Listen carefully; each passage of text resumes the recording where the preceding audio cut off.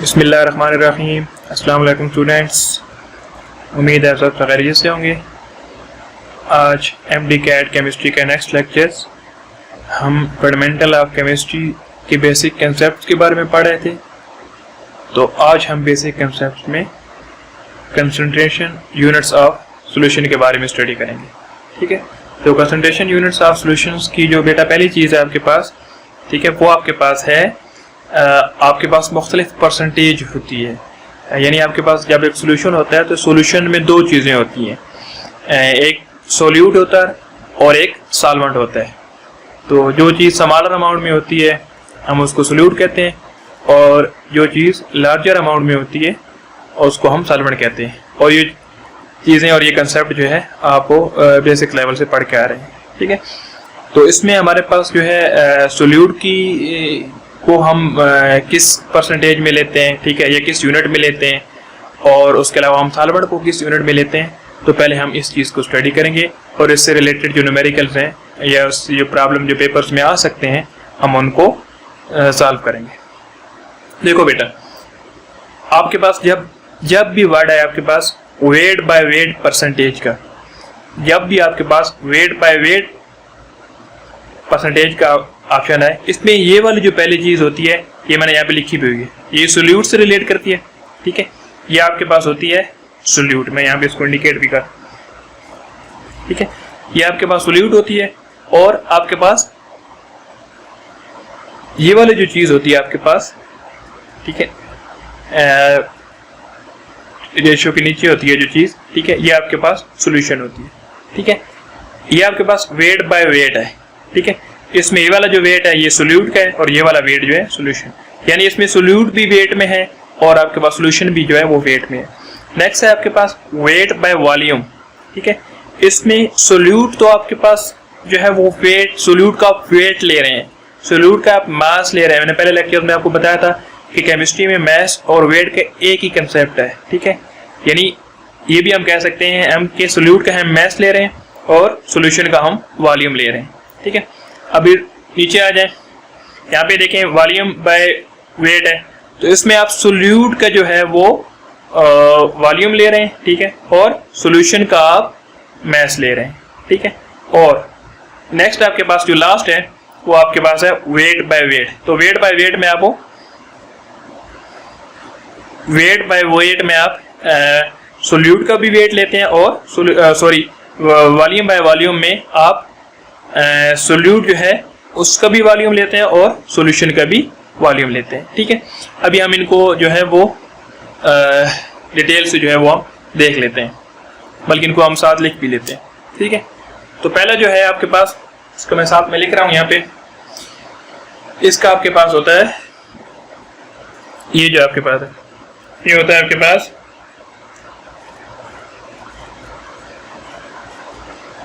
Mass of solute.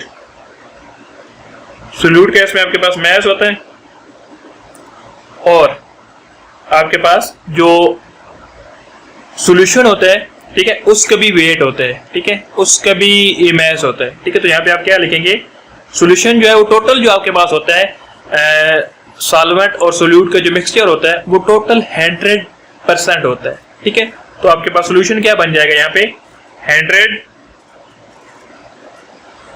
Gram of solution, यहाँ पे solution का 100 ग्राम बन जाएगा। ठीक है, क्योंकि सोल्यूट और सॉल्वेंट को जब भी आप हमेशा कंबाइन करते हैं तो उनको टोटल जो कॉम्बिनेशन बनता है वो 100 बनता है। ठीक है, तो यहाँ पे वेट है और वेट का यूनिट ग्राम होता है, तो हम 100 ग्राम ऑफ सॉल्यूशन लिखेंगे। ठीक है, नीचे देखिए बेटा, यहाँ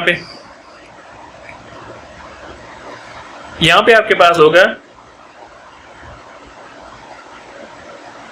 मास of solute, weight by volume है ना। ठीक है, तो पहली चीज जो सोल्यूट है उसका वेट हो जाएगा और सॉल्यूशन का जो है वो वॉल्यूम हो जाएगा।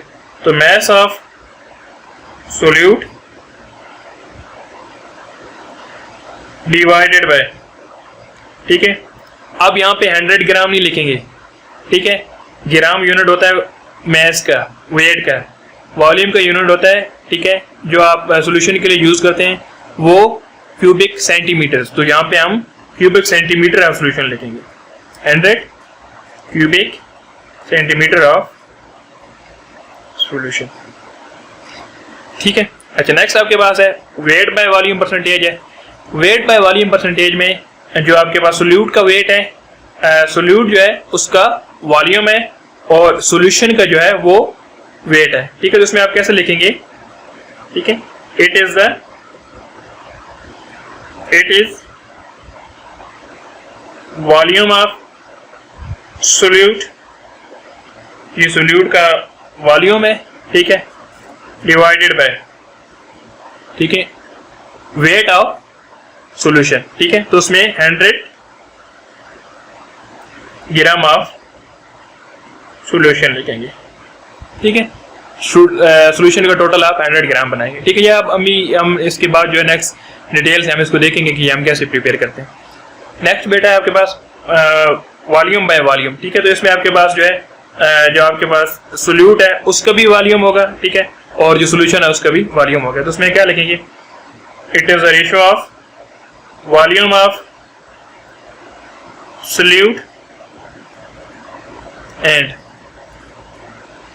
डिवाइडेड बाय, अब यहाँ पे 100 ग्राम नहीं लिखेंगे, 100 क्यूबिक सेंटीमीटर ऑफ सॉल्यूशन। ठीक है, ये बेटा आपके पास जो है हमने मुख्तलिफ जो परसेंटेज पढ़ी है, इन परसेंटेज को अब हमने डिटेल से इनमें ये चीज़ देख लिया है कि इसमें अगर वेट ऊपर लिखा हुआ है, ठीक है, या वॉल्यूम ऊपर लिखा हुआ है या वॉल्यूम नीचे लिखा हुआ है या वॉल्यूम ऊपर लिखा हुआ है, तो इसका क्या मतलब है।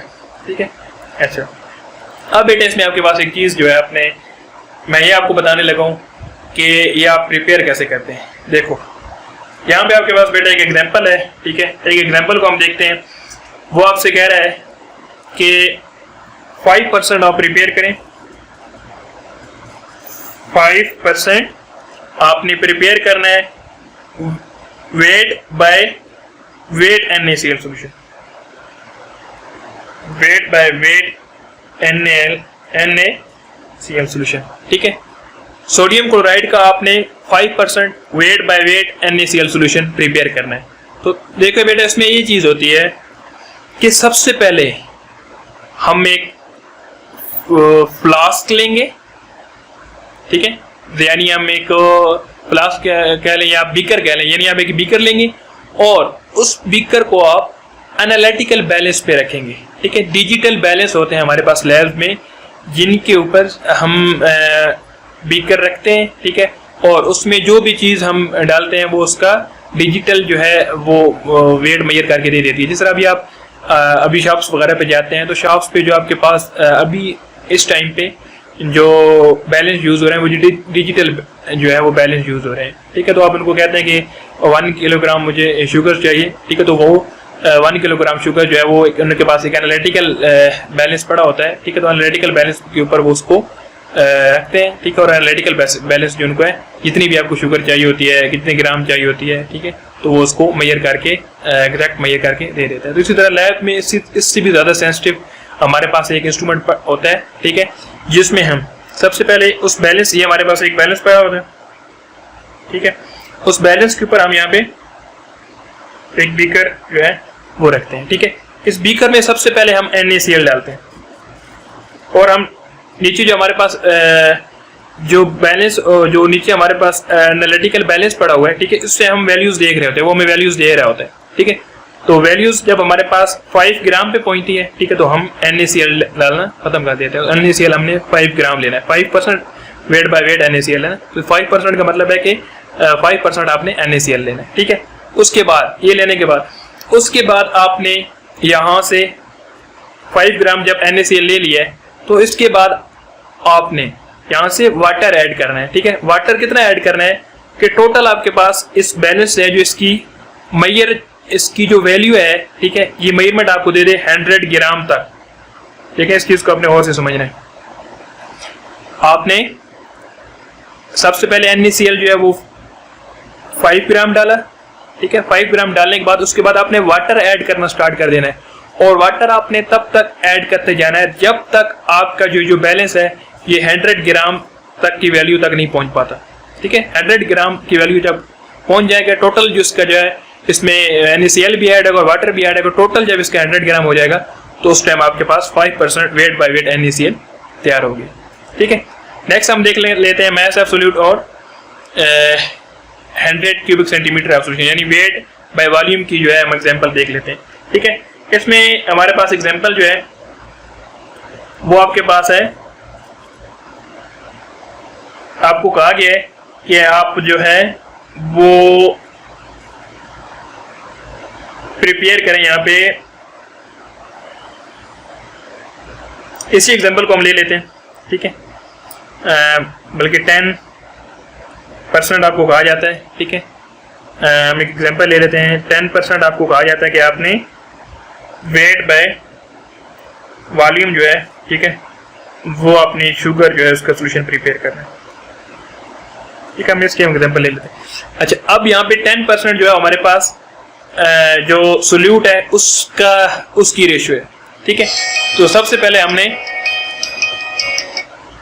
यहाँ पे ये करना है कि 10% जो है सबसे पहले आपने 10 ग्राम, ठीक है, 10 ग्राम शुगर ऐड कर लेनी है।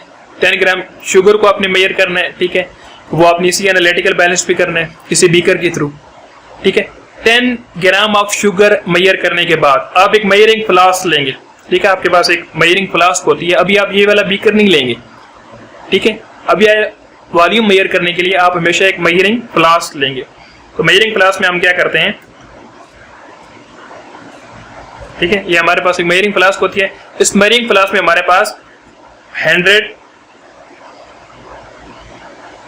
क्यूबिक सेंटीमीटर तक जो है टोटल वैल्यूज होती है। ठीक है, इसमें हमने जो 10 ग्राम शुगर जो मेजर की है वो हम डाल देते हैं और ऊपर से हम उस वक्त तक वाटर ऐड करते रहते हैं जब तक ये हमारे पास इसकी वैल्यू जो है, ये वाटर की जो लेवल है वो हमारे पास 100 क्यूबिक सेंटीमीटर तक ना पहुंच जाए।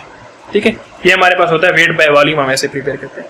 ठीक है, नेक्स्ट आपके पास होता है वॉल्यूम बाय वेट, जिसमें आप जो सोल्यूट है उसका वॉल्यूम लेते हैं। ठीक है, और वेट आप लेते हैं सोल्यूशन का। ठीक है, इसमें आपके पास एग्जांपल है,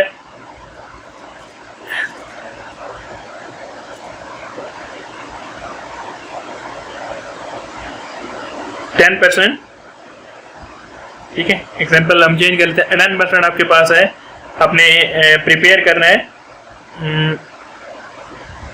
अल्कोहल। ठीक है, volume by weight alcohol prepare करना है।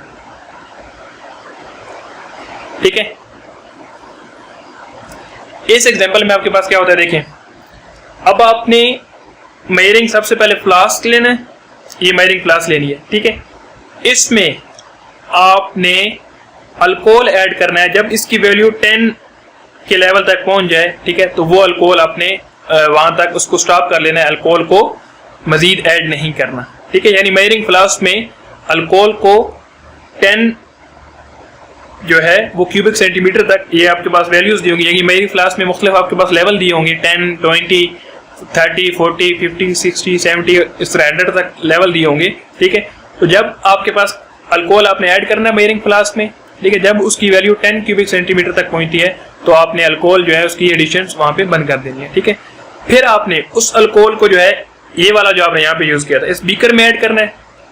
ठीक है, इस बीकर में ऐड करने के बाद इसको आपने एनालिटिकल बैलेंस के ऊपर रखना है और एनालिटिकल बैलेंस के ऊपर रखने के बाद आपने इसके ऊपर से वाटर ऐड करना है। और जब आप वाटर ऐड करेंगे तो आपने ये चीज माइंड में रखनी है कि इसको जब 100 ग्राम तक आपके पास बैलेंस वैल्यू देगा तो 100 ग्राम के बाद आपने वाटर जो है उसकी एडिशन जो है वो स्टॉप कर देंगे। ठीक है, नेक्स्ट आपके पास है वॉल्यूम बाय वॉल्यूम। ठीक है, तो वॉल्यूम बाय वॉल्यूम में हम इसमें फ्लास्क ही लेते हैं। ठीक है, वॉल्यूम बाय वॉल्यूम में हम फ्लास्क ही लेते हैं। ठीक है, तो फ्लास्क में हम क्या करते हैं, सबसे पहले जो है आपके पास यहाँ पे अगर एग्जांपल, ये एग्जांपल 10% जो है अल्कोहल की हम ले रहे थे वॉल्यूम बाय वॉल्यूम की। ठीक है, यहाँ पे 10% वॉल्यूम बाय वॉल्यूम अल्कोहल की एग्जांपल हम ले लेते हैं। ठीक है, तो इसमें देखें स्टूडेंट्स, आप क्या करते हैं, इसमें सबसे पहले जो है आप 10 की जो है लेवल तक जो है वो अल्कोहल ऐड करेंगे। ठीक है, 10 के लेवल तक जब आपने अल्कोहल ऐड कर दिया तो उसके बाद आपने वाटर ऐड करना है और आपने इसकी वैल्यू जो है इसके 100 के लेवल तक इसको लेके जाना है। ठीक है, 100 के लेवल 100 क्यूबिक सेंटीमीटर तक जब जाएगा तो आपके पास 10% जो है वॉल्यूम बाय वॉल्यूम अल्कोहल जो है वो प्रिपेयर हो गया।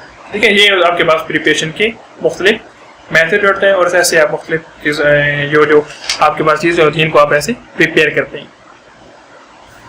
ठीक है, नेक्स्ट स्टूडेंट्स आपके पास है इससे रिलेटेड जो एग्जांपल्स हैं जो पेपर्स में पूछी जा चुकी हैं। ठीक है, वो हम अभी उनको सॉल्व करने की ट्राई करते हैं। यहाँ पे आपके पास बेटा पहली एग्जांपल ये है कि 10 gram of NaCl dissolve in 50 gram water. ठीक है, 10 ग्राम ऑफ NaCl आपके पास था। ठीक है, वो 50 ग्राम ऑफ वाटर में डिजॉल्व था।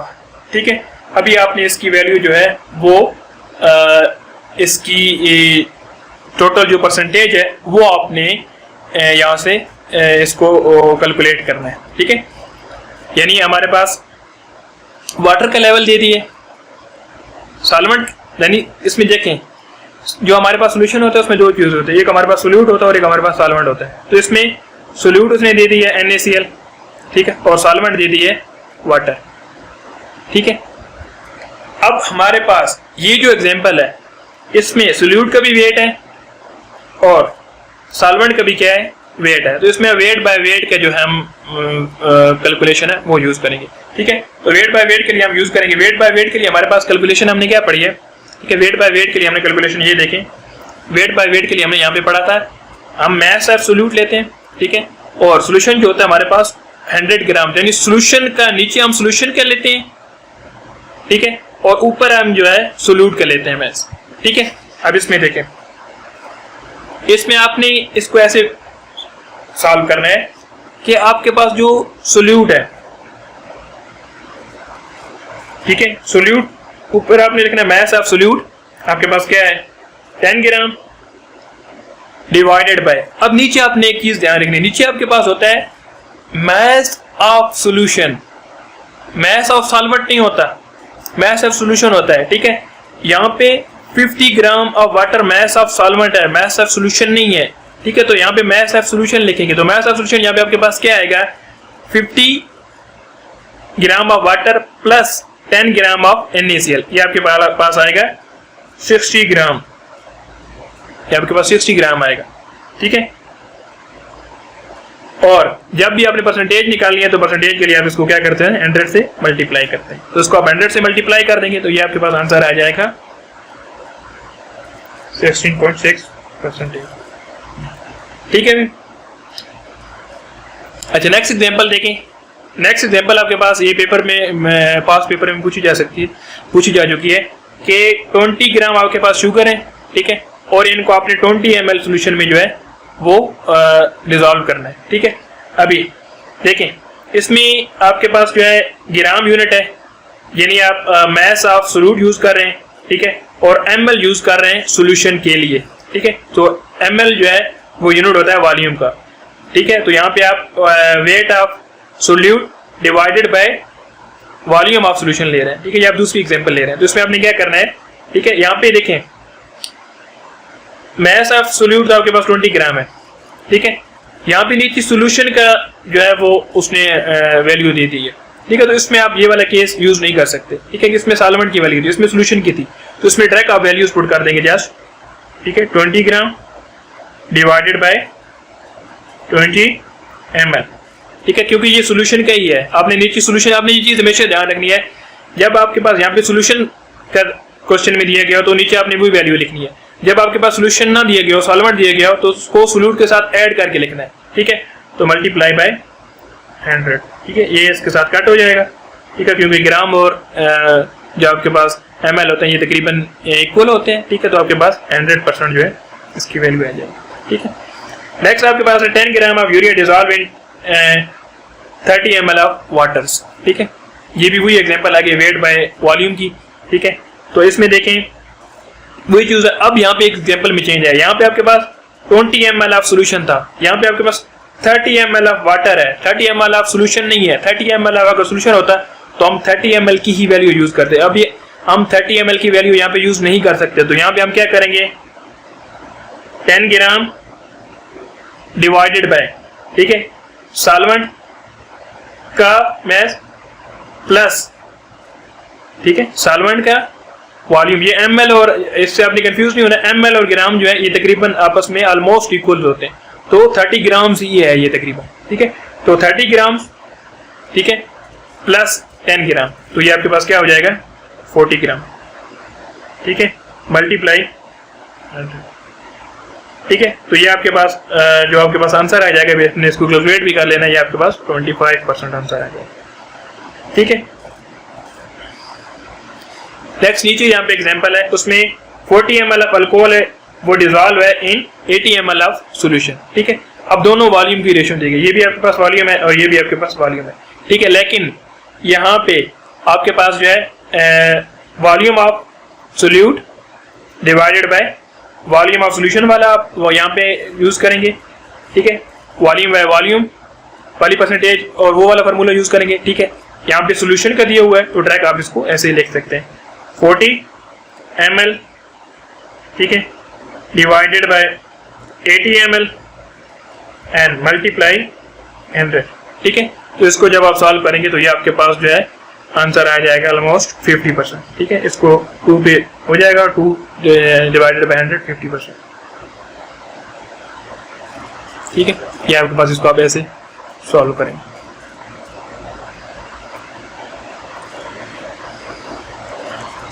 ये स्टूडेंट अभी जितना हमने पढ़ा है इसमें किसी किस्म की कोई कंफ्यूजन होगी तो आपने जो हमारे ग्रुप्स हैं उस ग्रुप्स में आपने वो चीज़ जो है उसको क्लियर कर लेना है, उसको पूछ लेना है।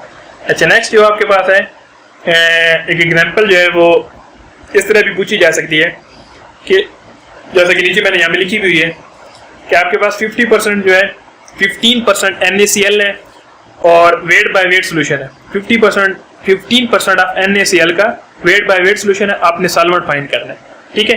तो देखें ये चीज़ हमें पता है कि हमारे पास 15% अगर है NaCl की तो हमारे पास सोल्यूट कितना है, इसमें हम देखें सॉल्वेंट टोटल हमारे पास चीज़ क्या होती है, उसको हम पहले लिख लेते हैं, solute plus solvent is equal to होता है सॉल्यूशन के, ठीक है। सोल्यूट हमारे पास क्या है 15 ग्राम है, सॉल्वेंट हमने फाइंड करना है, सॉल्वेंट को हम x लिख लेते हैं, ठीक है, 7 प्लस लेते हैं। सोल्यूशन टोटल हमारे पास कितना होता है, फार्मूला में हमने पढ़ा था, सोल्यूशन हमारे पास टोटल जो होता है, ठीक है, वो हम उसको जब फिल करते हैं उसमें बनाने के लिए तो हमारा 100 ग्राम तक जो है वो फिल करते हैं, तो यहाँ पे कितना हो जाएगा 100 ग्राम, ठीक है। सोल्यूशन को आपने 100 ग्राम ले लेना, ठीक है। तो यहाँ पे x की वैल्यू आपने फाइंड करनी है, ठीक है, उसके लिए आपने 100 ग्राम माइनस, ठीक है, x की वैल्यू यहाँ पे फाइंड करनी है, 15 यहाँ पे प्लस हो रहा है, यहाँ पे जाके नेगेटिव हो जाएगा, तो ये आपके पास 15 ग्राम, ये आपके पास 85 ग्राम जो है आंसर आ जाएगा, ठीक है। अगर ऐसे इस तरह भी आपके पास क्वेश्चन आ जाता है, यहाँ पे सॉल्वेंट की कैलकुलेशन के लिए आपके पास क्वेश्चन आ जाता है कि सॉल्वेंट कैलकुलेट करें, सॉल्वेंट की परसेंट कितना है आपके पास सॉल्वेंट यहाँ पे, ठीक है। तो आपने इससे कंफ्यूज नहीं होना, बल्कि टोटल आपने याद रखना है कि टोटल आपके पास जो है वो 100 होता है, ठीक है। और सोल्यूट जो दिया हो गया वो आपने सोल्यूट 100 में से जितने भी दिया होगा वो माइनस कर लेना, या सोल्यूट अगर पूछ लिया हो सॉल्वेंट दिया हो तो सेम आपने ऐसे ही इसको यही फार्मूला यूज करके और यही मेथड यूज करके आपने इसको सॉल्व करना है, ठीक है। पहला टॉपिक बेटा हमारा इससे रिलेटेड जो है कैलकुलेशन से कंसंट्रेशन यूनिट जो है इससे रिलेटेड कंप्लीट हो गया, ठीक है। अभी हम दूसरे टॉपिक्स की तरफ मूव करते हैं।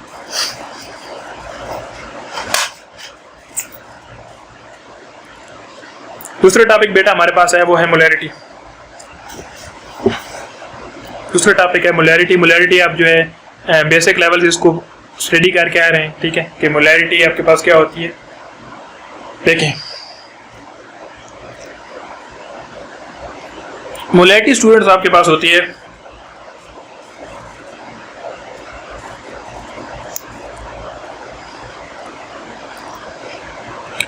मोलैरिटी आपको ऐसे डिफाइन करते हैं, it is the ratio of number of mole of solute divided bye, ठीक है, क्यूबिक डेसीमीटर ऑफ सॉल्यूशन। यानी इसमें सोल्यूट की ये आपके पास रेशियो होती है सोल्यूट के नंबर ऑफ मोल्स की और पर litre of cubic decimetre, 1 cubic decimetre जो है ना, ठीक है, 1 डेसीमीटर जो है आपके पास 1 लीटर के बराबर होता है, ठीक है। तो ये आपके पास number of mole of solute divided by 1 litre of solution की, यानी टोटल ऑफ सोल्यूशन बनाते हैं 1 लीटर, ये 1 क्यूबिक डेसीमीटर, ठीक है। और उसमें जितने number of mole of solutes होते हैं, ठीक है, वो आपके पास चीज क्या होती है, मोलैरिटी होती है, ठीक है। मोलैरिटी को हम ऐसे भी लिख सकते हैं, नंबर ऑफ मोल्स को हम n से डोनेट कर सकते हैं, ठीक है। नंबर ऑफ मोल्स को हमने यहाँ पे n से डोनेट किया है, और क्यूबिक डेसीमीटर जो है या लीटर जो हमारे पास वॉल्यूम का यूनिट है, तो हमने वॉल्यूम ऑफ सोल्यूशन नीचे लिख लिया, ठीक है। ये हमारे पास वॉल्यूम का यूनिट है, तो ये हमारे पास लाजमी बात है वॉल्यूम में दिया जा रहा है, तो हमने वॉल्यूम ऑफ सोल्यूशन लिख दिया, ठीक है। यहाँ पे नंबर ऑफ मोल्स है, नंबर ऑफ मोल्स हमें पता है, हमने पहले भी इसको पहले लेक्चर में स्टडी किया था। नंबर ऑफ मोल्स जो आपके पास वो इक्वल होते हैं mess divided by molar mass, ठीक है। तो नंबर ऑफ मोल्स को आपने mess divided by molar mass लिख लिया है, ठीक है। और यहाँ पे नीचे 1 और वॉल्यूम ऑफ सोल्यूशन ऐसे लिखा हुआ, ठीक है। तो मोल्स का आपके पास जो है वो यूनिट होता है ग्राम, ठीक है। मोलर मैस का आपके पास होता है ग्राम पर मोल, ठीक है। और जो आपके पास इसका वॉल्यूम का यूनिट जो है वो हमें यहाँ पे ऊपर दिया भी हुआ था, ठीक है। जो आप यहाँ पे यूज कर रहे हैं वो क्यूबिक डेसीमीटर, ठीक है। तो यहाँ पे आपके पास जो यूनिट इसका बन जाएगा वो मोलैरिटी का, वो मोल, ठीक है, पर क्यूबिक डेसीमीटर, ठीक है, मोल्स पर क्यूबिक डेसीमीटर, ठीक है। और जो आपके पास मोलैरिटी होती है ये टेम्परेचर डिपेंडेंट होती है, ठीक है। टेम्परेचर डिपेंडेंट क्यों होती है, क्योंकि इसमें आप वॉल्यूम ले रहे हैं यहाँ पे, ठीक है। और वॉल्यूम और टेम्परेचर का जो है वो डायरेक्ट रिलेशन होता है, ठीक है। आपने यहाँ पे 3rd चैप्टर में फर्स्ट ईयर में 4 लॉ में पढ़ा था कि जब आप वॉल्यूम इंक्रीज करते हैं तो टेम्परेचर भी इंक्रीज करता है, ठीक है। तो यहाँ पे वॉल्यूम का फैक्टर्स आ रहा है, तो वॉल्यूम के फैक्टर की वजह से ये टेम्परेचर डिपेंडेंट है, ठीक है। ये होती है आपके पास मोलैरिटी, ठीक है। नेक्स्ट आपके पास होती है मोलैलिटी, ठीक है। अब इसमें एक चीज आपने माइंड में रखनी है, मोलैरिटी को आप कैपिटल M से लिखते हैं और मोलैलिटी को आप स्मॉल m से लिखते हैं, ठीक है। तो आपके पास मोलैलिटी क्या होती है, ठीक है, number of moles of solute, उसी तरह, ठीक है, डिवाइडेड बाय, यहाँ पे आप जो सॉल्वेंट लेते हैं, यहाँ पे आपने सोल्यूशन लिया था, टोटल सोल्यूट और सॉल्वेंट का कॉम्बिनेशन लिया था। यहाँ पे सोल्यूट और सॉल्वेंट का कॉम्बिनेशन नहीं, यहाँ पे सॉल्वेंट लेंगे, और सॉल्वेंट किस में लेंगे, किलोग्राम, ठीक है। सॉल्वेंट को जब आप किलोग्राम में मेजर करते हैं, उसमें number of mole of solute कितने होते हैं, ठीक है, उसको जब आप मेजर कर रहे होते हैं तो आपके पास मोलैलिटी आ जाती है, ठीक है। नंबर ऑफ मोल्स वो n से हमने डोनेट कर दिया, तो मैस ऑफ सॉल्वेंट को हमने किलोग्राम में लिखो, वो हमने लिख दिया, ठीक है। तो नंबर ऑफ मोल्स वही चीज जहाँ पे मैस और मोलर मैस की को लिख लिया, और मैस ऑफ सॉल्वेंट जो है, ठीक है, इसको हमने यहाँ पे इसको डोनेट कर दिया, ठीक है। तो यहाँ पे आपके पास जो है मोल्स, इसका जो यूनिट आपके पास बनेगा मोल्स आवर, मोल्स पर किलोग्राम, ठीक है। और ये आपके पास टेम्परेचर इंडिपेंडेंट है, ठीक है। तो यानी आपने सिंपल मोलैरिटी और मोलैलिटी में एक चीज माइंड में रखनी है कि मोलैलिटी जो होती है आपके पास number of moles of solute होते हैं इन किलोग्राम ऑफ सॉल्वेंट, ठीक है। और मोलैरिटी जो होती है आपके पास number of moles of solute in 1 litre, ठीक है, या क्यूबिक डेसीमीटर ऑफ सोल्यूशन, ठीक है। ये आपने चीज जो है इसको जस्ट माइंड में रखना है, ठीक है। अब इससे रिलेटेड जो नेक्स्ट एग्जांपल्स हैं जो पेपर में पूछी गई हैं, लबास पेपर में, वो हम देख लेते हैं।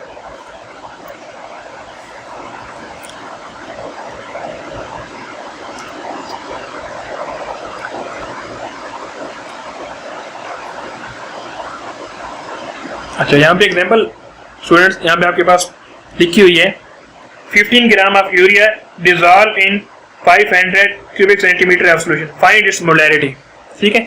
आपके पास 15 ग्राम ऑफ यूरिया है, ठीक है, उसको आपने डिसॉल्व किया है 500 क्यूबिक सेंटीमीटर ऑफ सॉल्यूशन, तो आपने उसकी मोलैरिटी फाइंड करनी है, ठीक है। तो देखो बेटा, मोलैरिटी फाइंड करने के लिए हम जो है इससे पहले हमने पिछले पेज पे जो है उसका फार्मूला हम देख चुके हैं, ठीक है। मोलैरिटी होती है हमारे पास, वहां पे हमने एक फार्मूला पढ़ा था जिसको हमने ड्राइव भी किया था वहां पे, ठीक है। Molarity is equal to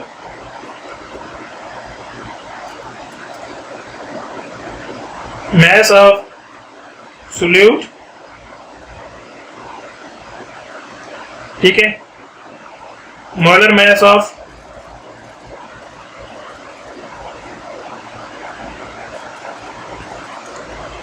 solute multiply volume of solution, ठीक है। ये आपके पास मोलैरिटी का फार्मूला जो हमने पढ़ा है, मैस ऑफ सोल्यूट का कितना मैस है, सोल्यूट का मोलर मैस कितना है, ठीक है, यानी नंबर ऑफ मोल्स यानी हम ये फॉर्मूला पढ़ते हैं ना, molarity is equal to number of moles of solute divided by volume of solution in cubic decimetre. ठीक है, तो यहाँ पे हमने क्या किया है, नंबर ऑफ मोल्स का हमने mass of solute divided by molar mass लिख लिया। ठीक है, तो हमारे पास जो है यहाँ पे देखें जो हमारे पास यूरिया है उसका मास दिया हुआ है 15 ग्राम। ठीक है, यूरिया का मोलर मास भी हमें पता होता है, इसका मोलर मास भी होता है वो 16 होता है। ठीक है, मोलर मास इसका 60 होता है। ठीक है, और वॉल्यूम ऑफ सॉल्यूशन जो हमारे पास वो यहाँ पे हमने एक चीज़ आपने हमेशा, बाकी ये चीज़ें जो है आपको मास ऑफ सॉल्यूट भी होगा, मोलर मास ऑफ सॉल्यूट भी आपको अक्सर केसेस में जो है वो उसका जो सॉल्यूट होता है उसका मोलर मास वहाँ पे दे दिए जाते हैं, और अगर ना दिया हो तो आपने इसको कैलकुलेट कर लेना है। ठीक है, अगर यहाँ पे आपने एक चीज़ इस न्यूमेरिकल में जो अक्सर स्टूडेंट गलती कर देते हैं, ये जो वैल्यूज है 500 क्यूबिक सेंटीमीटर, यही वैल्यू यहाँ पे पुट कर देते हैं। ठीक है, ये वैल्यू अपने यहाँ पे पुट नहीं करनी। यहाँ पे वॉल्यूम ऑफ सॉल्यूशन है इन क्यूबिक डेसीमीटर, ये है क्यूबिक सेंटीमीटर, तो इसको सबसे पहले क्यूबिक डेसीमीटर में चेंज करना है। तो जब भी क्यूबिक सेंटीमीटर में वैल्यू आएगी तो उसको क्यूबिक डेसीमीटर में चेंज करने के लिए आपने उसको डिवाइडेड बाय 1000 करना है। ठीक है, तो इसको जब भी क्यूबिक सेंटीमीटर में वैल्यू आएगी आप उसको डिवाइडेड बाय 1000 करेंगे। ठीक है, तो ये आपके पास क्या आ जाएगा, देखिए इसको सॉल्व कर लेते हैं। मास ऑफ सॉल्यूट हमारे पास 15 ग्राम है। ठीक है, मोलर मास हमारे पास होता है 60। ठीक है, और वॉल्यूम ऑफ सॉल्यूशन जो है हमारे पास यहाँ पे 500 है। 500 मैंने आपको बताया नहीं लिखेंगे, 500 को हम 1000 पे डिवाइड करेंगे। ठीक है, क्योंकि इसको वैल्यू हमने क्यूबिक डेसीमीटर में लिखनी है, तो 0.5 क्यूबिक डेसीमीटर की वैल्यू आएगी। ठीक है, तो आपने इसको सॉल्व कर लेना है। ठीक है, इसको जब सॉल्व करेंगे तो आपके पास मोलैरिटी की वैल्यू आ जाएगी। ठीक है, ये से डिवाइड 4। ठीक है, 15 1 15 एंड 60 पे 4 टाइम जाता है, तो ये आपके पास 1 आवर 4 0.5। ठीक है, तो 4 को जब आप 0.5 से मल्टीप्लाई करते हो तो ये 1 आवर 2 होता है, और 1 आवर 2 आपके पास 0.5 इसकी मोलैरिटी आ जाएगी। ठीक है, ऐसे आपने इसको सॉल्व कर लेना है। ठीक है, एक एग्जांपल आपसे पास पेपर में पूछी गई है, एमडी कैट्स के पेपर में। ठीक है, अच्छा नेक्स्ट आपके पास एग्जांपल है, how much glucose is required to prepare 2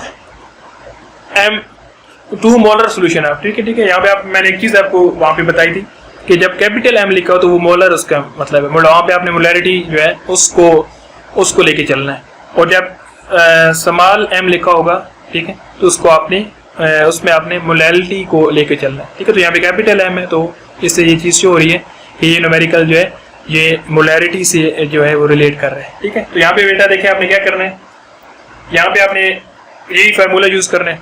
ठीक है, मोलैरिटी आपके पास, उसको हमने एम से डोनेट करना है। ठीक है, मैथ्स को हमने यहाँ पे एम से लिख लिया है। ठीक है, और मोलर मैथ्स को हमने एन से। ठीक है, और वॉल्यूम जो है सोल्यूशन का हमने इसको वी से लिखा है, और साथ हमने क्यूबिक डेसीमीटर लिख दिया है कि यहाँ पे हम क्यूबिक डेसीमीटर में वॉल्यूम को लिखते हैं। ठीक है, तो यहाँ पे स्टूडेंट देखें हमारे पास मोलैरिटी, यहाँ पे आप देखें how much glucose is required, हमने ग्लूकोज फाइंड करना है कि ग्लूकोज हमें कितना चाहिए, हमें ग्लूकोज का मास फाइंड करना है। ठीक है, हमें ग्लूकोज का वेट फाइंड करना है, हमें मोलैरिटी दी गई है, मोलैरिटी हमें 2 मोलर जो है सोल्यूशन बताया गया है। ठीक है, तो यहाँ पे हमने मैस ये वाली चीज फाइंड करनी है। ठीक है, तो इसमें और हमें वॉल्यूम भी जो है वो दिया जा चुका है, तो यहाँ पे हम मोलैरिटी की जगह हम 2 पुट करेंगे। ठीक है, मैस हमने फाइंड करना है। ठीक है, मोलर मैस जो होता है आपके पास, वो ग्लूकोज का जो होता है वो आपके पास जो है वो 180 होते हैं। ठीक है, और ये हम पहली जो लेक्चर्स है उसमें हम डिटेल से पढ़ा था कि हमने मोलर मैस जो है वो कैसे फाइंड करते हैं। ठीक है, उस यहाँ पे अगर मोलर मैस की आपको समझ नहीं आ रही है हम कैसे फाइंड कर रहे हैं, तो उस वीडियो को आपने एक दफ़ा देख लेना है, या अगर आप फिर भी आपको मजीद जो क्लियर नहीं होती तो अपने ग्रुप में मुझसे पूछ लेनी है, मैं आपको मोलर मैस के लिए एक और वीडियो जो है वो मैं अपलोड कर दूँगा।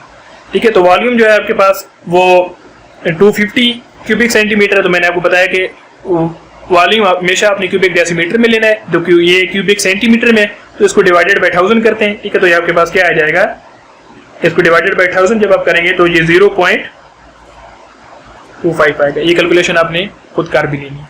ठीक है, यहाँ पे आपने मैथ्स फाइंड करना है। ठीक है, तो मैथ्स को आप एक साइड पे लिख लेते हैं और बाकी चीज़ें जो है उनको आपने एक साइड पे लिख लेना है। तो ये जितनी भी चीज़ें, ठीक है, यहाँ पे ये डिवाइड हो रहे हैं, यहाँ पे जाके मल्टीप्लाई हो जाएंगी। ये आपके पास 2 × 180 मल्टीप्लाई 0.25। इसको आप मल्टीप्लाई करेंगे तो ये आपके पास इसका आंसर आ जाएगा।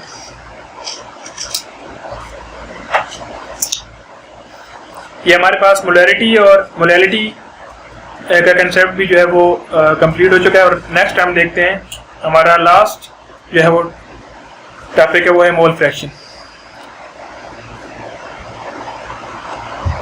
ठीक है, मोल फ्रैक्शन बहुत इजी कंसेप्ट है, मोल फ्रैक्शन। ठीक है, ये भी हम बेसिक्स लेवल से पढ़ के आ चुके हैं, 9th से आपको पढ़ाया जा चुका है। इसमें मोल फ्रैक्शन में ये होता है आपके पास कि मोल फ्रैक्शन जो है, सबसे पहले आपने इसमें एक चीज़ याद रखनी है कि मोल फ्रैक्शन आप मल्टीपल कंपोनेंट्स के लिए यूज़ करते हैं। ठीक है, आपके पास एक से ज़्यादा कंपोनेंट्स हैं, उनके लिए आप मोल फ्रैक्शन यूज़ करते हैं। ठीक है, फॉर एग्जांपल यहाँ पे मैंने एग्जांपल भी दी, हमारे पास 3 कंपोनेंट्स हैं, A, B and C, 3 components हैं। ठीक है, इनके लिए इनका आप मोल फ्रैक्शन फाइंड कर सकते हैं। ठीक है, एक कंपोनेंट का मोल फ्रैक्शन आप फाइंड नहीं कर सकते, तो इसमें आप देखें आपके पास मोल फ्रैक्शन आप A आप कैसे फाइंड करेंगे। ठीक है, तो उससे हमें डेफिनेशन का भी मोल फ्रैक्शन का पता चल जाएगा। ठीक है, एक कंपोनेंट का आपने मोल फ्रैक्शन जब फाइंड करना हो तो मोल फ्रैक्शन को हमेशा आप x से लिखते हैं। ठीक है, तो जिसको आप फाइंड कर रहे हैं उसका साथ लिखते हैं, x से यहाँ पे लिखा है, और number of moles of that component जिसका आप मोल फ्रैक्शन फाइंड कर रहे हैं। ठीक है, यहाँ पे मोल फ्रैक्शन आप a का फाइंड कर रहे हैं कंपोनेंट्स का, तो ऊपर जो है number of moles of A components के आ जाएंगे। ठीक है, और नीचे जितने भी आपके पास कंपोनेंट 3 कंपोनेंट्स हैं तो तीनों के नंबर ऑफ मोल्स जो है वो आपने डिवाइड कर लेना। ठीक है, इसी तरह जब आपने बी कंपोनेंट का मोल फ्रैक्शन फाइंड करना है तो number of mole of B आपने ऊपर लिख लेना है, और डिवाइडेड में आपने टोटल नंबर ऑफ मोल लिख लेना है। ठीक है, और यहाँ पे आपके पास जो है वो नंबर, जब आपके पास मोल फ्रैक्शन आप सी कंपोनेंट का फाइंड कर रहे हैं, ठीक है, तो यहाँ पे आपने मोल फ्रैक्शन जो है वो number of moles of C component के जो है वो ऊपर जो है वो नोमिनेटर्स में, ठीक है, और डिनोमिनेटर्स में आपने total number of moles of all components लिख लेंगे। ठीक है, ये आपके पास मोल फ्रैक्शंस को फाइंड करने का तरीका होता है। ठीक है, मोल फ्रैक्शन का कोई यूनिट नहीं होता क्योंकि ये सेम चीज़ों के दरमियान रेशियो है। ठीक है, नंबर ऑफ मोल्स के दरमियान रेशियो है, तो नंबर ऑफ मोल्स के दरमियान जब सेम चीज़ों के दरमियान रेशियो होती है तो उनका यूनिट नहीं होता। और नंबर ऑफ मोल्स जो है आपके पास नंबर जितने भी हमारे पास अगर 3 कंपोनेंट है तो तीनों कंपोनेंट्स के जो मोल फ्रैक्शन है, ठीक है, अगर यहाँ पे अगर हम इसकी हम ए कंपोनेंट के अगर हमने यहाँ फाइंड किया है, यहाँ पे बी कंपोनेंट की फाइंड की है और यहाँ पे सी कंपोनेंट की फाइंड की है, तो यहाँ पे इन तीनों का जो सम होता है वो हमेशा यूनिट ही होता है, वो 1 के इक्वल होता है। ठीक है, ये चीज़ आपने माइंड में रखेंगे। ये चीज़ आप जब माइंड में रखेंगे, जब भी आप न्यूमेरिकल सॉल्व करेंगे, न्यूमेरिकल सॉल्व करने के बाद आपको अपने न्यूमेरिकल्स की खुद ही जजमेंट हो जाएगी कि मेरा ये आंसर ठीक है या नहीं है। तो इससे हम इसके नेक्स्ट एग्जांपल्स भी देख लेते हैं।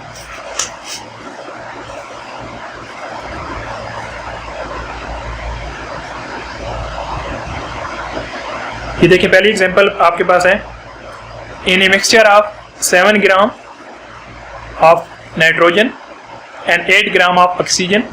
ठीक है, एक आपके पास 2 गैसेस है, उनका मिक्सचर है, एक आपके पास 7 ग्राम ऑफ नाइट्रोजन है और एक 8 ग्राम ऑफ ऑक्सीजन है। ठीक है, तो आपने मोल फ्रैक्शन किसकी फाइंड करनी है? ऑक्सीजन की। ठीक है, 2 गैसेस के मिक्सचर दिए गया है और एक के हमें कहा गया कि मोल फ्रैक्शन आप फाइंड करें। तो यहाँ पे स्टूडेंट्स देख लेते हैं। सबसे पहले हम इन दोनों के नंबर ऑफ मोल्स फाइंड करेंगे, नाइट्रोजन के नंबर ऑफ मोल्स फाइंड करेंगे और ऑक्सीजन के नंबर ऑफ मोल्स फाइंड करेंगे। ठीक है, तो देखें, इसको हम सॉल्व कर लेते हैं इसी पेज पे। नंबर ऑफ मोल्स को मैं यहाँ पे n से लिख रहा हूँ। ठीक है, सबसे पहले हम नाइट्रोजन के फाइंड करते हैं, number of moles of N2। ठीक है, तो नंबर ऑफ मोल्स हम पहले इसी एग्जांपल में देख चुके हैं कि मैस और मोलर मैस होता है। मैस हमें दिए गए, ठीक है, और मोलर मैस हमें नाइट्रोजन का पता होता है 28 होता है। ठीक है, तो ये आपने ऐसे फाइंड करना, ये आपके पास आ जाएगा 0.4 ग्राम।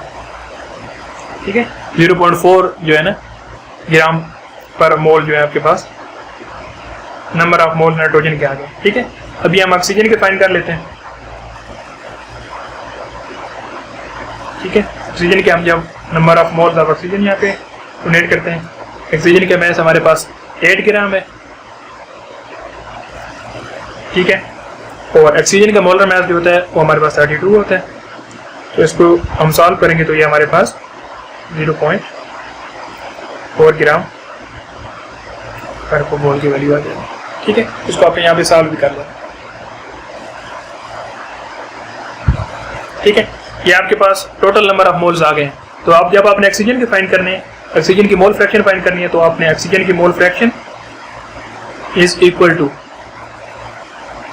ठीक है, ऑक्सीजन की मोल फ्रैक्शन को आपने लिखना है, यहाँ पे हमने लिखा था number of moles of oxygen